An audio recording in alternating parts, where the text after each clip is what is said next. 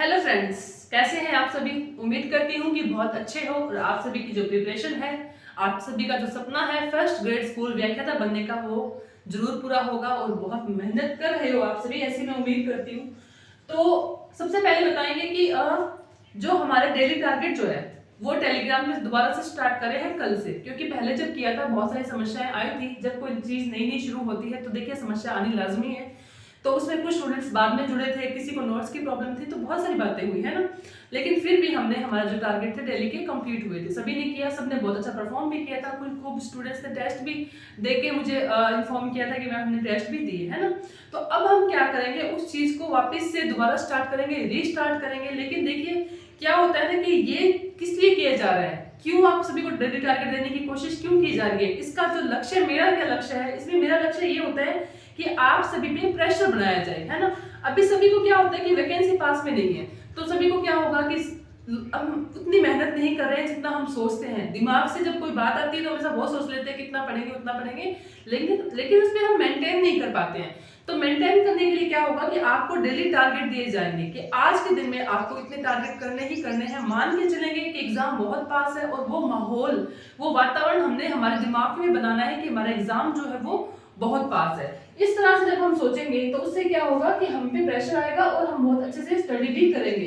देखिए जब ठान लिया तो ठान लिया, फिर जीत क्या, फिर हार क्या। और इसके अलावा आपकी रेगुलर क्लास लेने की कोशिश करूंगी मैं, जहाँ पे रिवीजन जो क्लासेस रहेगी वो मैं बोर्ड पे करवाऊंगी सभी को, जिससे क्या होगा कि आपके नोट्स भी रिवीजन हो जाएंगे। और 10 मिनट की क्लास, सिर्फ 10 मिनट आप यहाँ दोगे तो 10 मिनट में आपका एक टॉपिक रिवाइज हो जाएगा। तो मैंने शुरुआत किया था विश्व का जलवायु वर्गीकरण से, और कल हमने इसमें अध्ययन किया था विषुवत रेखीय जलवायु के बारे में।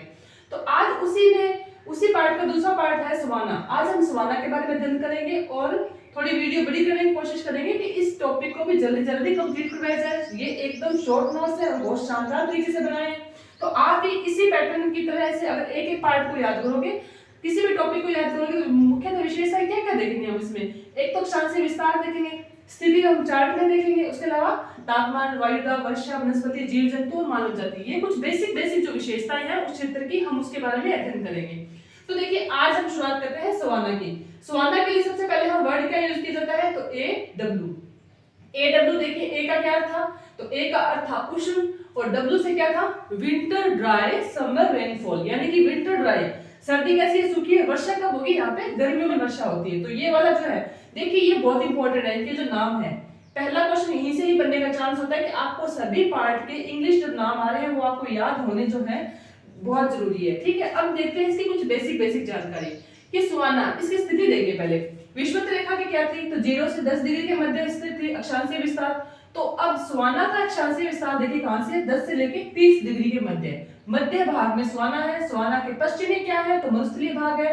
सवाना के पूर्व में क्या है, तो मानसूनी, यानी कि इसकी लोकेशन हमको समझ में आ चुकी है कि सवाना जो है मध्य भाग में स्थित है। अब इसकी बेसिक जानकारियां देखते हैं। देखिए अक्षांशीय विस्तार, अब कंसेप्ट क्लियर अगर हो गया, आपके माइंड में पूरा सेट हो गया कि सवाना कहाँ है, इसकी अक्षांशीय विस्तार क्या है, इसकी विषुवतीय सीमा कौन सी है, ध्रुवीय सीमा कौन सी है, उसके बाद में आपको ज्यादा रटने की जरूरत नहीं होती है, क्योंकि क्लाइमेटोलॉजी जो है एक कंसेप्ट है। कंसेप्ट के अकॉर्डिंग हम जब पढ़ेंगे तो हमें आराम से याद हो जाएगा।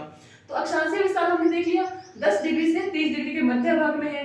विषुवतीय सीमा, ध्रुवीय सीमा, देखिए अब ये दो टर्म्स यहाँ पे और आए हैं ना, कि विषुवतीय सीमा किसे कहते हैं और ध्रुवीय सीमा किसे कहते हैं। देखिए अब ये क्षेत्र है, इस क्षेत्र से हम जो विषुवत रेखा की तरफ जाएंगे तो ये सीमा जो होगी, ये वाली सीमा जो है ये है विषुवत रेखीय सीमा, और ऊपर की जो सीमा है ध्रुवों की तरफ जाते हैं तो ये हो जाएगी इसकी ध्रुवीय सीमा। ठीक है, अब इसमें क्वेश्चन क्या है कि विषुवतीय सीमा कहां से है, तो विषुवतीय सीमा होती है इसकी 10 डिग्री से लेकर 10 डिग्री नॉर्थ और साउथ तक, यानी कि 10 डिग्री तक, यहां तक इसकी विषुवतीय सीमा है। और ध्रुवीय सीमा कहां तक है, तो 30 डिग्री से नॉर्थ एंड साउथ दोनों में। तो ऐसे क्वेश्चन क्या होता है, हमें कंफ्यूज कर देना है, लेकिन ये वाला डायग्राम आपको समझ में आ गया तो आपको अपने आप आइडिया हो जाएगा कि इसकी विषुवतीय सीमा कहां तक है और ध्रुवीय सीमा कहां तक है। अब बेसिक जानकारी देखते हैं इसकी विशेषताएं। विशेषताओं में मोस्टली आपने तापमान, वायुदाब और वर्षा, ये तीन तो आपको बिल्कुल ढंग से याद होनी चाहिए। इसके बाद में वनस्पति, जीव जंतु और मानव जाति है, इसको भी बेसिकली थोड़ा थोड़ा हमें आइडिया होना चाहिए। अब इसके अलावा क्या है, भौगोलिक क्षेत्र देखेंगे। भौगोलिक क्षेत्र का अर्थ ये होता है कि सवाना जो जलवायु है, जो इसको मतलब कौन से क्षेत्रों में है, ये वाले सवाना की जलवायु कौन कौन से क्षेत्र में, तो देखिए सवाना मध्य में है ना, थोड़ा सा आइडिया। अब ये चीजें आपको क्षेत्र कैसे याद होंगे, देश कैसे याद होंगे, तो देश को याद करने का सबसे बेस्ट तरीका ये है कि जो मैं आज आपको पढ़ाऊंगी ये सारे नाम आपने अपने एटलस में ढूंढने हैं कि ये कहाँ पे है, कितने डिग्री के बीच में है, कौन कौन से नाम है, तब आपको अपने आप आइडिया हो जाएगा। एटलस में ढूंढना है सर। भौगोलिक क्षेत्र की बात करते हैं तो सूडान, चाद, नाइजर, माली, मार्टिनिया, बुर्किना फासो, उत्तरी बेनिन, उत्तरी कैमरून, इथियोपिया, ये तो है अफ्रीका के। और दक्षिणी अफ्रीका के क्षेत्र की बात करें तो अंगोला, दक्षिणी कांगो गणराज्य, जाम्बिया, मलावी और मोजाम्बिक, ये हो जाएंगे अफ्रीका के क्षेत्र। दक्षिण अमेरिका की बात करते हैं तो दक्षिणी ब्राजील, बोलीविया, पराग्वे, अर्जेंटीना का उत्तरी भाग, ये क्षेत्र भी किसमें आ जाते हैं, सवाना में आ जाते हैं। ऑस्ट्रेलिया का जो दक्षिणी भाग है वहां पे भी सवाना प्रकार की जलवायु पाई जाती है। देखिए सवाना जो है इसका विस्तार जो है उत्तरी गोलार्ध में अधिक है, दक्षिणी गोलार्ध में कम है, थोड़ा सा ये भी आप ध्यान रखेंगे। अब सवाना जलवायु जो है ये भारत में भी क्या पाई जाती है, बिल्कुल पाई जाती है। तो कौन से क्षेत्र में पाई जाती है, तो अर्धशुष्क जो भारत का अर्धशुष्क जो मैदानी भाग है वहां पे भी सवाना पाई जाती है। इसके अलावा प्रायद्वीपीय पठारी भाग जो है यहाँ पे भी सवाना जलवायु पाई जाती है। तो थोड़े से ये देश, सबसे इंपॉर्टेंट चीजें ये है कि सवाना के यहाँ पे आपको इंग्लिश टर्म याद होने चाहिए, AW है। इसके अलावा इनके आपको अक्षांशों में स्थिति याद होनी चाहिए। देश के जो नाम है बेसिकली एग्जाम में नहीं आते, लेकिन हमको थोड़ा सा आइडिया होना चाहिए। फर्स्ट ग्रेड का एग्जाम है तो आपको जब 2-3 बार ये करके देखोगे तो आप आसानी से आ जाएंगे। अब बात करते हैं तापमान की। तापमान कैसा है यहाँ पे तो देखिए विषुवत रेखा का तापमान कैसा था, उच्च था। तो इसके पास में ही है, मतलब 30 डिग्री थोड़ा सा ऊपर है। तो यहाँ का भी तापमान देखिए 10 डिग्री सेल्सियस से 15 डिग्री सेल्सियस दैनिक तापमान यहाँ का रहता है। लेकिन उत्तर व दक्षिण पर जाने पर बढ़ जाती है क्या, तापमान विषमता कैसी है, तापमान विषमता जो है उत्तर की तरफ या दक्षिण की तरफ जाते हैं तो बढ़ जाती है। क्या बढ़ जाती है, तापमान की विषमता बढ़ जाती है ना। और शीतकाल में क्या है, यहाँ पे शीतकाल में जो यहाँ की ध्रुवीय सीमा है वहां की तापमान जो है 5 डिग्री सेल्सियस। अब देखिए फिर से आ गई ध्रुवीय सीमा, तो कौन सी ध्रुवीय सीमा है, यहाँ की। तो यहाँ का तापमान सर्दी में कहां तक बढ़ जाता है, तो 5 डिग्री सेल्सियस तक हो जाता है, कम हो जाता है, मतलब सर्दी के साइड। तो थोड़ा सा ये ध्यान रखना, 10 से 15 डिग्री सेल्सियस है। तापमान की विषमता भी आती है, कब आती है, जब उत्तर व दक्षिण की ओर बढ़ने पर। और शीतकाल में क्या होता है, तो ध्रुवीय सीमा पर यहाँ का तापमान 5 डिग्री सेल्सियस हो जाता है। अब वायुदाब की बात करें, वायुदाब में क्या होता है, यहाँ पे ग्रीष्म काल में क्या होता है, NITCZ का निर्माण होता है। और यहाँ पे कैसा वायुदाब कैसा हो जाएगा, निम्न हो जाएगा। जहाँ पे NITCZ बनता है वहां का तापमान बेसिकली निम्न होता है। तो यहाँ पे क्योंकि ये वाला जो क्षेत्र है यहाँ पे ही NITCZ का दबाव होता है, तो यहाँ का वायुदाब कैसा हो जाएगा, निम्न। जहाँ पे वायुदाब निम्न होता है तो वहां पे क्या हो जाता है, तो चक्रवातीय दशा। देखिए ये सब कंसेप्ट जुड़े हुए हैं एक दूसरे से। जहाँ पे NITCZ होगा वहां पे वायुदाब निम्न होगा, जहाँ पे वायुदाब निम्न होगा वहां पे चक्रवातीय दशाएं बन जाती है।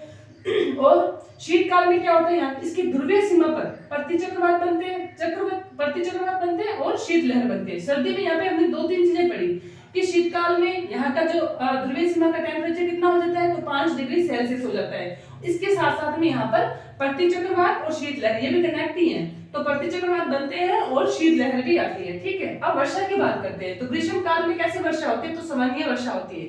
विषुवत रेखा में भी, विषुवत रेखा के क्षेत्र में भी सामान्य वर्षा होती है, और इन क्षेत्रों में भी सामान्य वर्षा ही होती है, क्योंकि ये स्थान जो है विषुवत रेखा के पास में ही है। और विषुवत रेखा से एवरेज वर्षा की यदि बात करते हैं तो 50 से 75 सेंटीमीटर जहाँ पे एवरेज वर्षा होती है। और विषुवत रेखा से धीरे धीरे जब हम दूर जाते रहेंगे तो यहाँ पे क्या हो जाएगी, वर्षा में कमी आ जाती है। और NITCZ और SITCZ के कारण क्या होता है, यहाँ पे कपासी मेघ बनते हैं, जिसके कारण क्या होता है, वर्षा तेज हो जाती है और 100 से 150 सेंटीमीटर वर्षा हो जाती है, जिसके कारण यहाँ पे क्या होती है, बाढ़ भी आ जाती है। तो ये भी थोड़ा सा ध्यान रखेंगे। बेसिकली ये पता होना चाहिए आपको कैसी वर्षा होती है, सामान्य वर्षा होती है, और एवरेज वर्षा कितनी होती है, तो 50 से 75 सेंटीमीटर। वनस्पति की बात करते हैं तो देखिए ये इंपॉर्टेंट है। वनस्पति कैसी है, तो यहाँ पे उष्णकटिबंधीय घास के मैदान पाए जाते हैं, है ना। और इनकी जो ऊंचाई है, घास की ऊंचाई कितनी होती है, तो यहाँ पे लंबे घास पाए जाते हैं, तो 1 मीटर की घास की ऊंचाई भी होती है। इसके अलावा यहाँ पे छायादार वृक्ष पाए जाते हैं। और सूडान और अफ्रीका में सवाना कहते हैं। सी सवाना जो है ये घास के मैदानों से ही नाम निकल के आया है। लेकिन ये सवाना कहाँ, कौन से क्षेत्र में कहा जाता है, तो सवाना कहा जाता है अफ्रीका और सूडान में। इसके अलावा ब्राजील में सवाना घास को क्या कहते हैं, तो कंपास कहते हैं, है ना। तो ये वाला इंपॉर्टेंट जो है वनस्पति का, इसमें ये थोड़ा इंपॉर्टेंट है, देख लेना। जीव जंतु की बात करते हैं तो जीव जंतु के क्षेत्र को यहाँ पे पार्कलैंड और जूलैंड भी कहते हैं।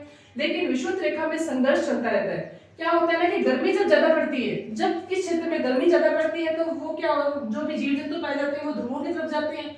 और जब सर्दी ज्यादा पड़ती है तो जीव जंतु क्या होते हैं, विषुवत रेखा की तरफ लाइन करते हैं। इसलिए इस क्षेत्र में क्या होता है कि विषुवत रेखा में जीव जंतुओं का संघर्ष चलता रहता है ना। तो ग्रीष्म काल में क्या होंगे, ध्रुवों की तरफ जाएंगे। शीतकाल में क्या होंगे, जो जीव जंतु है ये विषुवतीय रेखा की तरफ आएंगे। थोड़ा सा ये देख लेंगे। मानव जाति की यदि बात करें तो थोड़ी सी डेवलप हो चुकी थी। यहाँ पे पशुचारण होने लगा था, अधिवासों का निर्माण होने लगा था, खेती होने लगी थी और मानव द्वारा अब यहाँ पे तस्करी भी होने लगी थी। तो ये बातें हैं मुख्यतः स्वाना क्षेत्र जो है इसके बारे में। तो देखिए हमने क्या क्या देखिए इसके बारे में। मोस्ट क्या था, इनकी विषुवत रेखा, ध्रुवीय सीमा के बारे में, तापमान, वायुदाब, वर्षा, वनस्पति, जीव जंतु और क्षेत्र जो है, ये वाला पार्ट आपको थोड़ा सा याद करने में दिक्कत हो सकती है। तो इसको आप इस पार्ट को आप एटलस की हेल्प से लर्न करोगे साथ साथ में, तो एक दो बार पढ़ने से आपको याद हो जाएगा। और मैपिंग बना बना के देखिए स्वाना क्षेत्र कौन सा है, कौन से अक्षांशों में पाया जाता है, तो आपको आराम से याद हो जाएगा। तो ठीक है, आज की क्लास में इतना ही। मिलते हैं नेक्स्ट क्लास में। नेक्स्ट क्लास में मरुस्थलीय क्षेत्र और मानसूनी दो क्षेत्र कम से कम एक साथ में करेंगे और जल्दी जल्दी इन टॉपिक को हम खत्म करते हैं। तो प्लीज वीडियो पसंद आए तो लाइक शेयर सब्सक्राइब जरूर कीजिएगा और टेलीग्राम का लिंक दे रखा है, वहां से टेलीग्राम ज्वाइन कीजिएगा और कल से हम जो है डेली टारगेट लेके आएंगे। तो please like share subscribe. Thank you. जय हिंद, जय भारत।